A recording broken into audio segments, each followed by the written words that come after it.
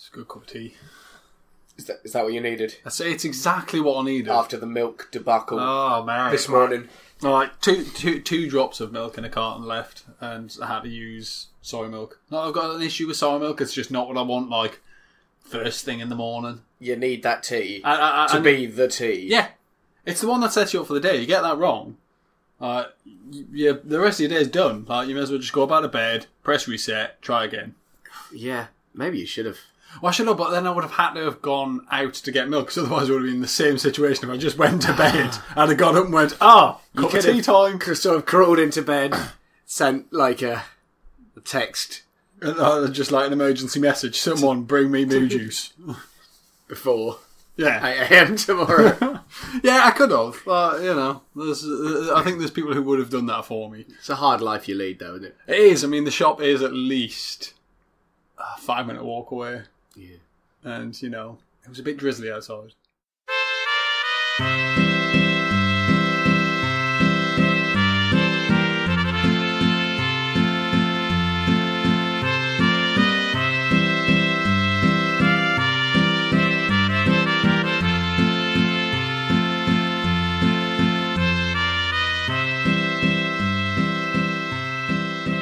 Hello and welcome back to the Space Jam Continuum, the show where we try to make a continuous cinematic universe out of something that was never meant to be one. I'm Chris McLennan. I'm Carl Noble. And we've got a Porky heavy episode. It is real Porky heavy, isn't it? Heavy. It's good though, maybe we'll get to see some more of Porky the Fourth. Yeah. Because, maybe one or two will be zoned in on him. I believe we're also going to see an ant. An ant? Like, that's a new creature for us. It see is. what they're about. Have we seen any insects? Don't know. I don't know if we have. Bookworm. Yeah. That old woman who was clearly played by an earthworm. Yeah, she was. She was but real no insects, no. No. Weird. Well, not to my recollection, but we've got some bugs coming in. Daffy and Porky together again. Yes. This episode, that's nice. That's going to be nice. We have an Elmer-like character. Yeah, do you think the portal just kind of thought, it's Elmer. Oh, no, it's not Elmer. Or maybe it's another egghead that made it. I don't know. I've been having some thoughts about this, but I'm going to get into them. Okay, later in the episode. Yeah, no, that's fair. So, I guess let's kick off. Yeah, let's do it. An Act 1 to start with. Porky's preview. Oh, nice. Good start to a Porky heavy episode. It is very Maybe good it start. was act as a sort of overture to what we're about to do. Well, let's find out. Let's find out. Porky's preview, April 19th, 1941.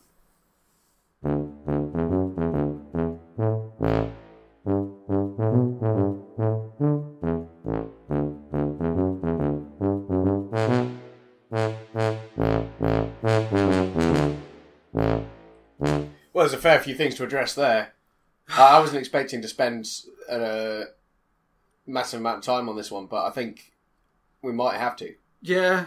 It was interesting. He's still on the farm. Yeah. So he seems to be very well kind of settled on the farm now. He's using the barn as a picture house. Yeah. To show a cartoon that he did. Yeah. Now, the cartoon, at the start, it says, by Porky Pig, age 7.5. Yeah. So, we need to find a way to work out what's going on here. Well, I'm not sure if it's either something he's done when he was a kid, and he's now just showing it. See, I thought that was a perfectly good possibility. Yeah. But at the end of the episode, everyone watches his cartoon, and then they're all gone, and he's like, what? It's like, well... What did you expect? If it's not something you just did and are super proud of... Yeah. Well, maybe he's doing it as kind of like, a selection of works over a number of nights. So, that was just the first, so, you can see how his art has progressed. Or... So he's written his age down as something a lot lower than it is, so that people don't judge him as an adult. That's possible. I mean... Seems odd with him stood there, though. That's the sort of thing you do when you send it in. Yeah. He's going to use a 30-year-old Yeah. Age Dude 5, comes because out. you know it's shit. Yeah. So you're thinking that maybe he has a lot of other cartoons that he's done over the years, I'm thinking which aren't probably going to get screened because the first screening was such a... Yeah, I'm thinking it was... like, it's set over 2 weeks, however long a week is, but it's set over 2 of them. And it's, you know, an evening with Porky, and he's showing his collection of works, and that happens to be the first you one. get stuff from when he was like 10. Yeah. And then we build up from there. Or... I mean, that seems like something you would do if you were already in some way known as a cartoonist. Well, maybe he's trying to get his name out there, but I have just thought of an interesting idea. Because, like, we started all of this by watching Porky. Yeah. What if Porky has some level of control over the portal, and what he's actually done there has opened it up on a different world, and a world that he can only justify by going, I mean, look at it, it's a shit one, so I best say I'm this year's old. So you think he's got to... He's opened a portal on a shitty looking world. Yeah. I don't know.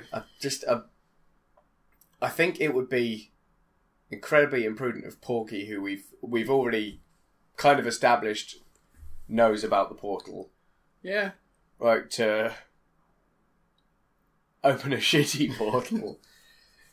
Portalception style. Yeah. I don't know, I can't...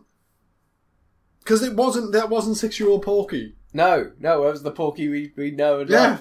love. Like that. So either he's shown things from when he was a kid, he's lying about his age to the punters, or he's got a portal gun. Like, I think it has to be that he's showing things from when he was a kid. Yeah. That's the one that makes more sense to me. And maybe he doesn't really know that they're kind of crap. Because... Potentially. Because he's a beloved personality. Like... So you think maybe he's branching out from his normal celebrity thing, and he's going, if you like me in this, here's some of my other works. You know, like when actors become, like, singers, or singers try to become actors, and you're like, It's not like, really the same. Just stick with your day job. Yeah, I think it could be something along those lines. Like, he presumes he's an all-round artiste. Yeah, and he's not. So, one thing that I struggled with a little was, as we have with Porky in the past, it was blackface, even in the cartoons he made when he was 7.5. Yeah, so I mean, what I'm thinking there is he's just got, like, some real deep-seated, like, you know... Yeah, I mean, like, because we haven't seen it from Porky in a while, and I thought, well, maybe he's grown as a person, but there was no sort of disclaimer or apology. No. And he was astounded when everyone had left the theatre. Maybe that's exactly... Maybe everyone was sat there. Maybe that's exactly why everyone left the theatre. Because the last one was called September in the Rain, and it was like, a little blackface, like, sort of number. And maybe people were just offended. And so they left. The only one who did appreciate it, the whole thing, was the skunk, though. The skunk. And he got in for free. He got in for free, snuck in the back door, because it cost 5 cents to get in, and he only had 1 cent. He did only have 1 cent. Yeah. I quite like that little pun, actually. That was quite good. We saw insects. Yeah, there was a little, like... glow bug thing. It's the first... I think it's the first sentient insect we've seen. Yeah, I think it is. Outside of, like, bookworm. Yeah. There was a kangaroo that ripped that guy's arm off. There's a kangaroo. I don't know what he was doing there. That seemed odder to me than the insects coming in. Well, he was collecting tickets. Yeah, but, I mean... Obviously. Yeah, but what's he doing in the States? Zoo? Didn't seem to be in the zoo. Well, I mean, you know, maybe maybe just an immigrant. We spent a long time sending people over to Australia. Yeah. Maybe they did that, but the other way. Maybe. They were like, he's sentient. It's a sentient animal. We can't have any of them around here on the boat. Who's chucking them on the boat? If people, humans. So humans. So humans. So Australia is sentient humans, regular animals. Yeah, and they get rid of they send all their sentient land animals. Land of the free, home of the sentient. Yeah, yeah. The Statue of Liberty's there. Give me your weak. Give me your sentient. Yeah, you know. all that. Give me your sentient kangaroos. Yeah, give me your impoverished. But yeah, I think because and we'll see what happens in the next one. Porky's ant, but like I think this might be about the time when insects started. Yeah, it's having their moments, like so in 1941. That's when suddenly it's like, this is happening. That's it. We did. I have realised we haven't actually mentioned the war for quite a while, because that's still kind of they've actually kept quite. Nothing's really kind of brought up on this, but I remember when we were talking about items turning sentient, due to like rationing and things like that. So there's a lot of stress on the items. So we were seeing more and more inanimate day-to-day items turning sentient. So possibly now there's just a surge of kind of sentience going around, so more and more things are just becoming more and more sentient, and insects are getting swept up in the movement, as it were. Possibly. But I mean, we might find out more in the next episode. Yeah, and I think the war stuff's going to come in a little more once America gets involved proper. Yeah, because that's it. Like 41, America wasn't as fully. Yeah, I mean, you're gonna like I guess post Pearl Harbor, we're probably going to see, because I think it's going to be quite. I think it's going to wind up quite heavy on the Japanese, not on. Yeah, it's going to be much more focused on the Pacific rather than the European side of it. I'd imagine. But yeah, we'll see what happens. But like, it's interesting that like a whole area of the animal kingdom is becoming sentient late. Yeah, it does seem like. So I imagine there was probably like the few outliers. Yeah, because I presume fish came a little later, because that's where that resentment probably comes from, right? Of like, that's why they've got their own little world, and they mainly build that off scavenged bits from the above sea level world. Yeah. Yeah, it's interesting. It's like. The Porky age thing has thrown me. It is odd. It's thrown me. It is real odd. If he's 7.5, we've got a lot of retconning to do. He can't be. The jobs he's had. Well, what number Porky would we be on as well? Oh, God. I mean, maybe that is a younger Porky. Maybe they're just big on child labour. That was the Porky. Porky's 31. Yeah. That was the Porky Porky's we 31. know. That was the Porky we know, and he was just sort of showing shit that he did when he was a kid. Because he thought it was great. And it's not. He was playing off a celebrity name. That's what it is. Yeah. He's like, come to my show. Maybe he needed a quick bit of cash. Well, let's see. Let's delve further into this insect bit then. Yeah. And watch Porky's Ant from May 10th, 1941. Let's do it. Let's see an ant. They're my favourite animal in real life, the ant. Yeah? Yeah. How do you feel about the anteater? Is he not great? Is he the enemy now? He's the enemy. Wow. Yeah. I can't abide. Stop hoovering up so many of them, you bastard! Luckily, there's fucking tons of them. Well, there is. There's billions. Right. Let's go on with this. Porky's Ant, May 10th, 1941.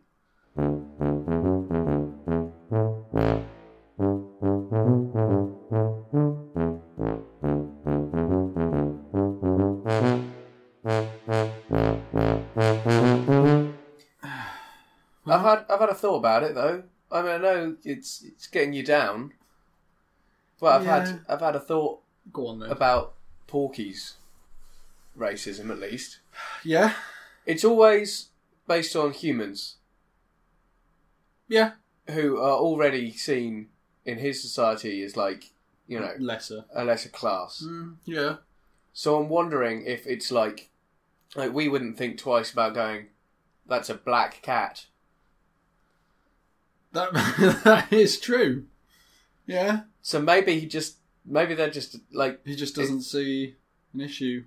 Like, maybe as humans sort of filter back into society... Then he'll start reining it back in. Maybe he'll start reining it in.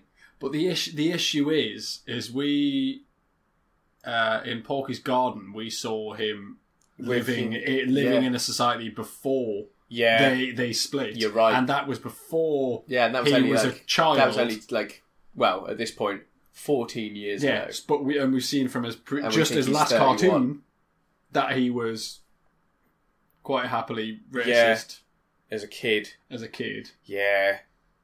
Well, shit. I mean, I like your optimism there. I was just trying to help you out of I refuse to watch Porky episodes until the 60s. Yeah. I don't think you'll help it. I think that's probably too soon. No. The other thing I'd like to start doing is keeping a tally of these instances on the different directors. Okay. Because, like, in our sort of theory about the agency, they're essentially like it's Special Agent Freelang, yes, Special Agent Avery, like. So, I think we should start keeping tally because, like, we could maybe start getting an idea of the agenda of the individual members of, like the council in the agency. Yeah, because that's it. Like they could be pushing forward, like, kind of certain aspects of the Toon world to make people think about it in a certain way. Yeah, exactly. Like, because at some point they're going to have to reveal that they're presuming, I think, that it's either going to come out or they're going to have to reveal that it's not actually, just cartoons. It's a portal. Yeah. And they've all got their own reason why they might want to see it a certain way. Yeah, that's true. I do hope it's not to, start... Because there's also got to be a reason why... Why is it always Porky? It is very much... Unless it is something to do directly with Porky Pig. Yeah. Maybe we'll see a certain relationship between Porky Pig and, say, Charles M. Jones in this situation. Yeah.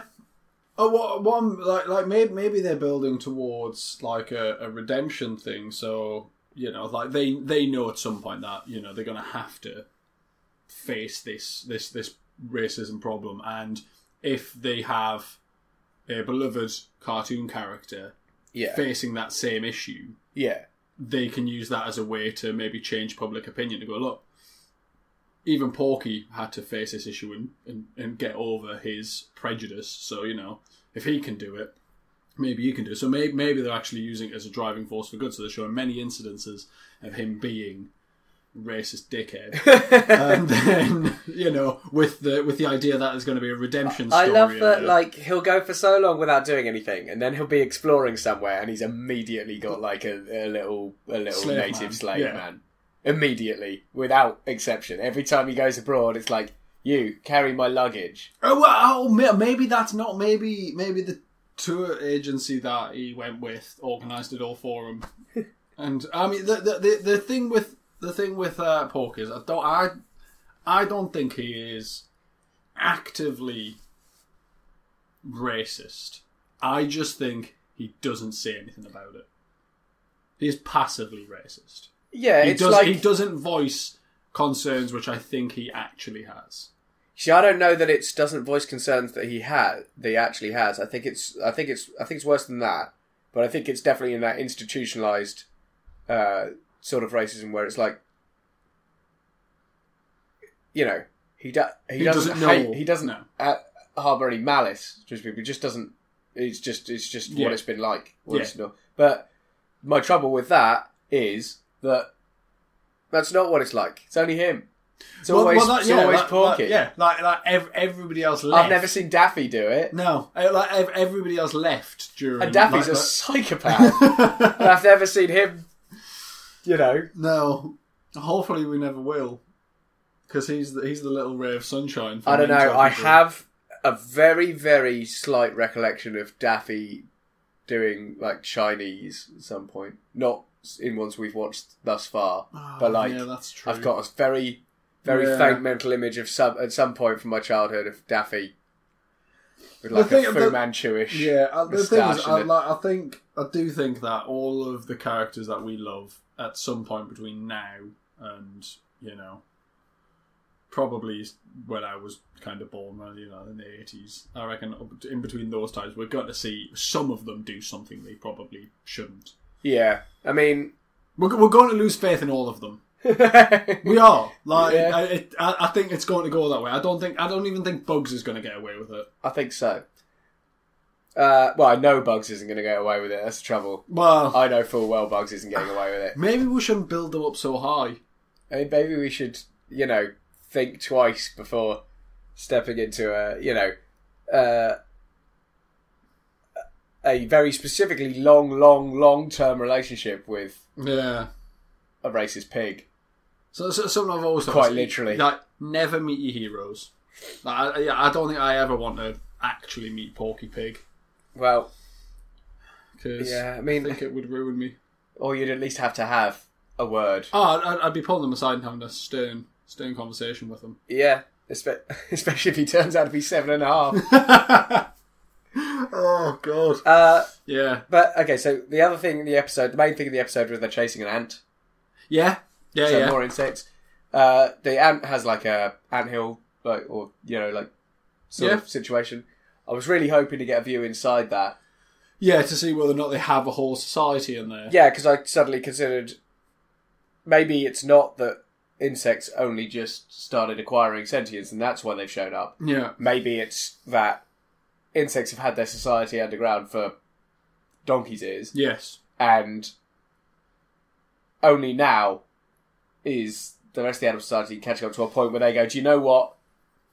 They're ready. It's like in a some sort of big space opera sci-fi thing when other alien races decide that humans are finally sufficiently advanced to join the Galactic Council. Yeah, to go and talk to them at least. Yeah.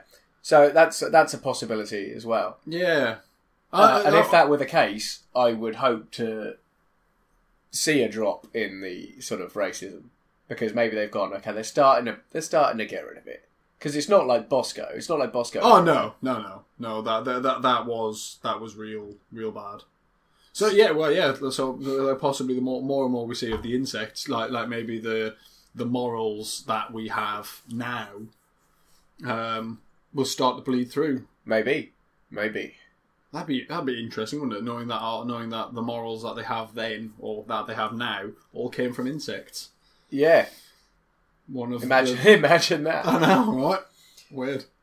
Okay, so I've always thought Porky thrives in this regard when he's kept in check by a psychopathic duck. Yes. And we have one on hand. That is good. It's been a while since we've seen Daffy. Dee Dee. Yeah. Daffy. It's been a while since we've seen him, actually. So let's see if we can get through 7 minutes without shaking our heads. Without just a big sigh. Hopefully. So we're watching A Coy Decoy, which is Daffy Duck and Porky Pig number from June 7th, 1941.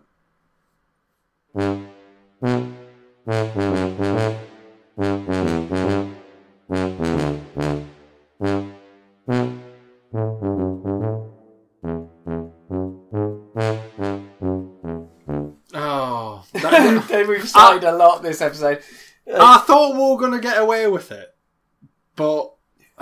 Right, anyway, I'll explain the episode. We've had 3 consecutive blackface episodes. Yeah. So, this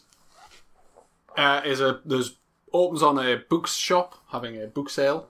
Yeah. And then the camera pans in, and then it's going along, looking at the different books, and there's a one called, is it Uncle Tom's Cabin? Uncle Tom's Cabin. Yeah, which was an episode we didn't watch. Yeah. But I found it interesting that there was actually a book of it.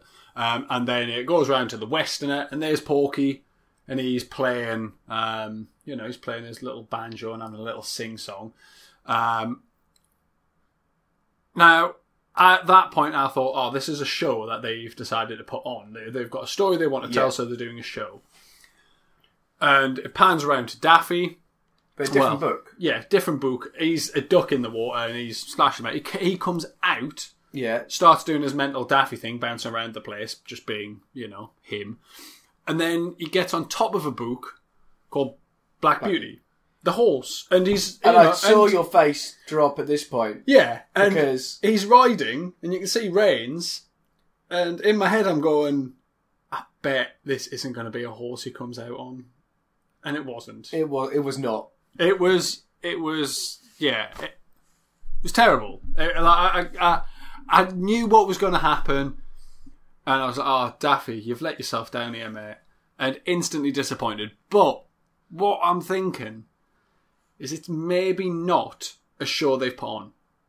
Maybe that's not Porky and Daffy, because we have seen books come to life. We have seen that magic happen inside bookshops before. I believe that was as a result of Bookworm, though. And I was wondering if we're seeing two things come together. I think possibly when Bookworm interacts with a book and the things come to life. Yeah. That book's like that now. Yeah. That's what that book's like. Well, possibly those books. I'm trying to find a way so that Daffy isn't a massive racist bellend, and I want it to be that those books were living books, right? And the duck that came out looks like Daffy. The portal thinks it's Daffy. He thinks it's Porky. Yeah, I mean, so but it's not, because for me, I was trying to reconcile the fact that they're small and book sized, because obviously, we know they're not. Yeah, but you can do big props. If you're putting on a show, you could have big props. If they're putting on a show, sure. But at the same point, if you're putting on a show and you've got the big props, you've made that conscious decision that that's what the show's going to be, right? Yeah. And at that point, Daffy's a racist. Well, no. What I'm saying is, if it is Daffy and Porky, then they're putting on a show and it's big book props and Daffy is a massive racist. If it is just we're looking at a bookshop and we're seeing normal sized book with small we've had duck and pig. Daffy's identity mistaken before. We have. We definitely have. So I'm inclined to think that what we're seeing here is just the portal's opened up on the bookshop. It thinks it's Porky and Daffy, and it's not. It's just two characters from books that have been written, and they happen to be using Porky and Daffy-esque characters. And the duck that's in there is mental and a massive racist. Because this time it wasn't Porky. Because I think if Porky was actually there and they were really doing it, Porky would have jumped right in the bandwagon. I imagine so. Yeah. So. I don't know. There's a theory. I'm not ready to write Daffy off yet, based on that one cartoon. No, but I don't know. I mean, it seemed like Daffy. It really did seem like Daffy. Oh, I don't know. That was just. And Porky's like his mentor. What, you think he's teaching him the ways of the racist? Yeah. Oh God. That's not good. I know. I didn't say it was good. I still don't learn those things. I don't think he's being given much of a choice. Proper mentorship. Look, I know you're not feeling too happy about Porky at the moment. It's been this whole episode, man. Yeah. This whole episode. Do you want to take out your fury on the Porky piggy bank? Oh, I'd smash it. If there's anything in there, I'd smash it. Get it out. Okay, champ. Let's go and get it. Let's go have a little look, shall we? All right.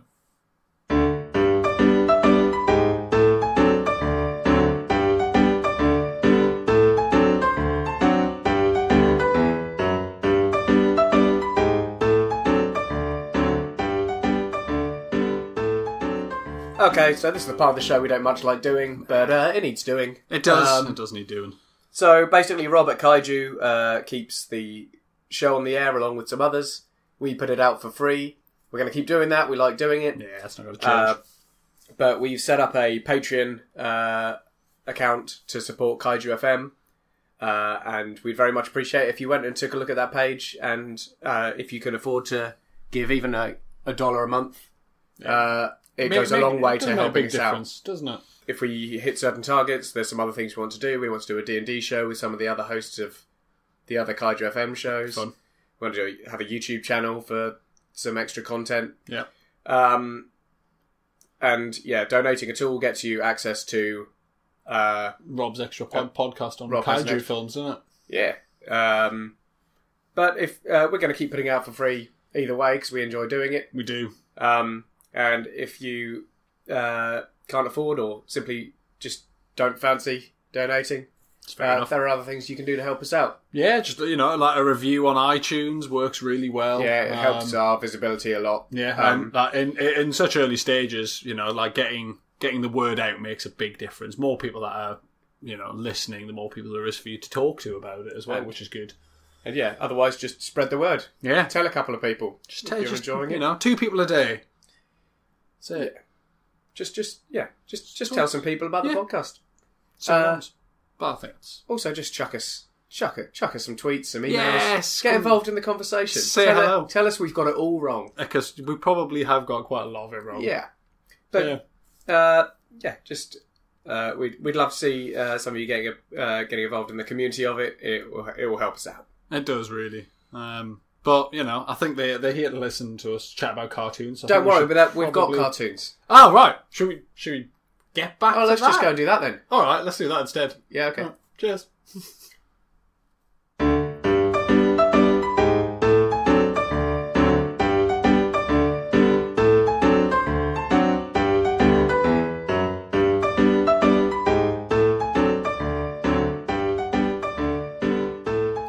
Okay.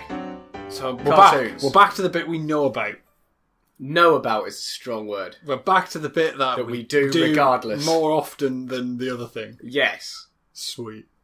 Okay. I don't know how to say this. Hiawatha's? Yeah. Hiawatha's Rabbit Hunt? Yeah. So that's for those searching, it's Hiawatha.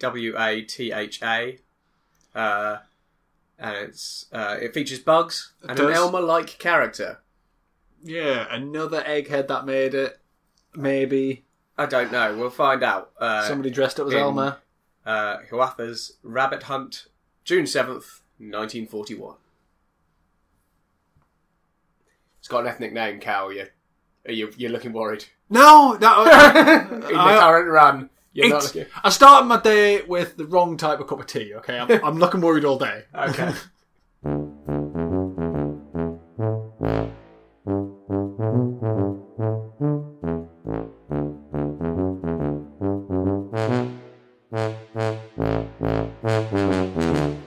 So Elmer wasn't the only egghead to make it. No, it would seem not. Just the only egghead in that specific area. And I think probably the first. Yeah, it's possible. No, I think he was just like, the first to pop. And then, they followed after him. But yeah, we've got another sort of, an Elmer-like character. Yeah, it's exactly right. Native American. Yeah. Hunting rabbits. Doing what he does, and it's bugs, and bugs didn't seem to drive him that crazy. No. He seems to have a much better resolve against Yeah, he's far more chilled antics. out. He doesn't have quite the short fuse that Elmer has. No. Bugs, his voice is back to normal. Yeah, because he's taken some time away by the looks of things. Like he's off in a different area, isn't he? I think he's allergic to a local pollen. Yeah, and he's spent some time away and he's cleared up. So you think from this point on we're going to see him like summering away? I think we'll see him summering away a lot. Yeah. Or being, if he's in that vicinity, probably during the winter months. Yes, during the colder seasons. Yeah, I know. I'm down with that because he was. I reckon he was a lot better. His nose wasn't all pink and runny either. So yeah, I reckon. Sort of like May and June. We'll probably see him summering away. Yeah. No, I think that seems to make a lot of sense because he's back. He's bugsier than ever. Yeah, his cheeks are starting to stretch out, fluff out a bit. Yeah. Not a lot really to say about that. No, I mean the Native Americans, as we've seen before, like use toon powers. Yeah, not really bothered about it. No, there's no stigma there. No, I mean especially not for an egghead anyway. Oh yeah, but once the egghead became Elmer, like he doesn't use his toon powers. No, he doesn't. He tends to conform a bit. Whereas we saw the first instance of the classic run off the cliff. You're fine until you look down. Yeah, that is the first time we've seen that because we have seen we saw a bull run over a cliff but then run underneath, defy gravity, but he was still he knew what was going on. Yeah, he was still on the cliff, just on the underside of it. But so first instance of that classic toon power. Yeah, I'm sure we'll probably see that coming in more and more often. But other than that, pretty run of the mill stuff. Pretty run of the mill. Yeah, it was someone hunting bugs. Yeah, bugs getting better of them. But this time, like, they parted on reasonably amiable terms. Yeah, Hiawatha was quite happy to just give him a kiss, and off he went. Paddle off into the sunset. Yeah, yeah, it was good. It was something to think about, Elmer. I reckon. Something to think about. Just calm down. Yeah, maybe Elmer needs to see this, and maybe Bugs has learned something. Maybe next time Bugs goes summering, he could take Elmer with him and go, look, this is how chilled you could be. It could be like this. Maybe it's the big city life that's getting to Elmer. Maybe it is. Like maybe if he just chilled out in the more relaxing wilderness, he'd have been all right. Maybe he's getting caught up.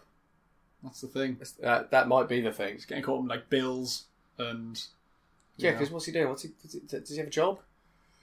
I don't think we've seen him with a job yet, Elmer. Not yet. Maybe he's not allowed one yet. Maybe he's got to do a year as a. What, as a povo? Yeah. He's like, no, you've got to really struggle, mate. Yeah. Maybe that's what's stressing about. Maybe he'll chill out. Who knows? Yeah, he starts getting a bit of money. Yeah. But yeah, not much to take from that one. No. Let's move along. All right. Unfortunately, it does mean watching another Porky job. Boy. I don't think, looking at the title, Porky's Prize Pony, I don't think we've got much to worry about. Because I'm thinking... I mean, a Koi Decoy was reasonably safe as a title. And that's a good point. And yet... Yeah, but it wasn't Porky in that one. It's true. It was Daffy. Now it's Porky, so... But the other good thing there is you didn't have to lose faith in Bugs. Yes, I'm and really... Elmer. Oh, because if I'd lost Bugs today, I don't know what I've done. I mean, I'd have been upset. There was still some, like, minor sort of cultural mimicry, but it was nothing to the level of the... No, there was nothing to the extent that we've seen in previous episodes. I mean, even just the Koi Decoy one, that was a bit much. I think that was probably the worst one we've seen today. Oh, yeah. Yeah, for sure. Well, let's hope we don't encounter anything like that in Porky's Prize Pony from June 21st, 1941. Let's hope not.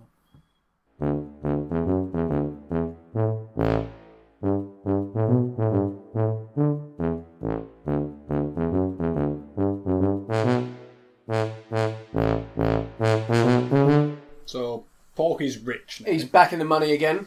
What was it, $10,000? $10,000 for winning the steeplechase. Yeah, for winning the steeplechase. That's the way it went down. There was sort of a goofy horse who had been kicked out of the other stables and was trying to get Porky to sort of take him on. Yeah. And through a twist of fate, he basically got Porky's horse incredibly drunk. Yeah. And then it couldn't do anything. Raced with Porky. I don't know the ins and outs of the rules of a steeplechase in terms of the jumps. Yeah. Nor do I, but I'm thinking whatever that horse did, he's going to end up disqualified. So possibly Porky's not in the money. That's very possible. Because but he seemed pretty happy. I think he was happy to reach the end alive. Yeah, it was a questionable approach. There was a lot of just going straight through the hedges. He cleared the first hedge. Yeah, he was capable of clearing the hedges. He just often opted not to. Yeah. The water jump, he went down under the water on one water jump and then popped up in the water of another one. Yeah, and took out dragged another horse underneath. Yeah. Held him down there for a while. Yeah. Before emerging to finish the race. Yeah, I mean, even if Porky has got that $10,000, I think he's got a lot of damages to pay. He's drowned a horse and a jockey. Yeah. Was the jockey behind him a mouse? See, yeah, that's what I was thinking. So, like, mouse, because maybe chipmunk, or... We know Porky's a diminutive. Yeah, but that'd be a big-ass mouse. Yeah. I don't know. I think it was a mouse. It did kind of look like a mouse, but there again, it could just be another one of those indiscriminate animals. Yeah. Like where it's just like, it's just one of them. But, at the moment, we've seen a lot of individual animals not crossbred with any other animal. So it is possible that they do exist. Yeah, some weird stuff going on. Pig with goat, or Yeah. like it is possible. Yeah, I'm trying to think. There doesn't seem to be any. I mean, in my knowledge of like the way it progresses, I can't remember ever seeing a prominent Looney Tune get with anything other than a Looney Tune of the same pure species. But then maybe they don't put the others on the telly. I mean, the thing is, we do know in other kind of cartoons and things like that, when two different animal characters have kids, it's always that the male ones come out looking like the dad, and the female ones come out looking like their mom, of the respective animals. So there never seems to be any bleed over of because that was genetic traits. That was mostly the Muppets way. Yeah, but with Kermit but not and always. Miss Piggy. No, not always. In the Great Muppet Caper, and it's like possibly my favourite Muppet gag ever. Yeah, Kermit and Fozzie play twins, and no one recognises them as twins unless they've both got their hat on. Yeah. And then he says, "I knew your old man," and you see a picture of their dad, and it's like this green bear with like frog eyes and like the sort of zigzag around the neck, and it's amazing. It's a hideous creature. But that's where it's gone sort of the other way to you're talking about, where it's like you've got a weird mixed animal and they've split. Well, I mean that's like maybe the genetics in this world are just like they don't follow the standard rules of genetics. It wouldn't be the first set of standard rules they haven't followed. No, and I doubt it will be the last. I wouldn't be surprised if that animal that we saw behind was just a hybrid. We seem to have by this point pretty much confirmed that horses live as servile animals. Yeah. Where they fall on the bar of like sentience and super sentience, I'm not sure. No, because they seem quite capable, but they're never talking. No, and they're never we've never seen one upright with working at like a bank. That hasn't happened. No, I think it's the lack of digits. Well, it hasn't stopped Porky. Yeah, no, but I mean at least they've got like. For the benefit of the tape, Cal's doing like a hideous claw. Yeah, I mean you can hold money. Well, is that the cut-off? Can you hold money? Can you hold paper money? Whereas horses, they've got hooves, haven't they? But I'm wondering if horses occupy a special segment of society, because they do in our society. Because we spent quite a while trying to work out what the cut-off point for animals you would and would not eat was. Yes, yeah. And we decided that for the most part it's whether they have binocular vision, which makes sense, right? Because it's like, you don't eat predators. No, it's bad for you. But some of them fall out of that because we're not eating horses. That's not going to happen. Not here. Not here. But my point is, happen. Why is that? And the reason is because a horse has a job of work. Yeah, a horse can hold down a job in our society. They are more useful as like kind of work horses, as it were, than they are as food. Exactly. So maybe they operate in a similar sort of pocket of Toon society. Yeah. They can just do jobs and do jobs and just carry on, just do horse jobs rather than. And maybe the reason they haven't become super sentient is because they never got that stressed out. They weren't going to be eaten. Yeah. They were fine. They had a job of work. They didn't have to worry about They were sorted out. Life and Riley. And this because the same reason because the cats have all been like that because do you know what? Everyone just kept them as a pet. Yeah. They were sorted out. It's fine. They just get asleep. It doesn't explain dogs, though. Dogs are a difficult one. I blame the years and years of, being bred into mutants. Well, I mean, that is true. And oddly enough, it's resulted in them being sentient and... Well, I think, they got stressed out real early. Yeah. Which is why they're such a... This has to stop. Yeah, you're making us into weird creatures. Yeah, some much like that. Breathe. It was like that Rick and Morty episode. Yeah. Yeah. Okay. Yeah, that's what I was mainly thinking about horses throughout that episode. Well, I mean, it was an entirely horse-based episode. Thinking about where they fit into society. No, that's the conclusion I came to. I'm pretty comfortable with their position in society. I think it's quite good. So, yeah, it's solid. Yeah. We'll see if Porky's rich in the next one. But that'll be next week. It will be. Where we'll start with Meet John Doughboy. Doughboy, Puffy Dough, Boy Trotters. But we've also got some new crossovers next week, which is nice. Have. So yeah, that's something to look forward to. See what we got. See what we've got insight wise there. Yeah. Hopefully have a bit of a departure from the Porky heavy stuff. That would be good. But I would be happy about that. For now, I think that's probably that's about done. that. Yeah. Drop us a tweet or an email. Yeah. Get involved in the Facebook group. We are at TSJ Community on Twitter and the Space Jam Continuum at gmail.com. That's them. Same places. Cheeky Facebook group. Yep. Just the Space Jam Continuum. Yeah. Type it in. You'll find our logo. Come and have a chin wag. Yeah. Come and have a chat with us. Let's see what happens. So until then, see you all next week. Bye. Bye.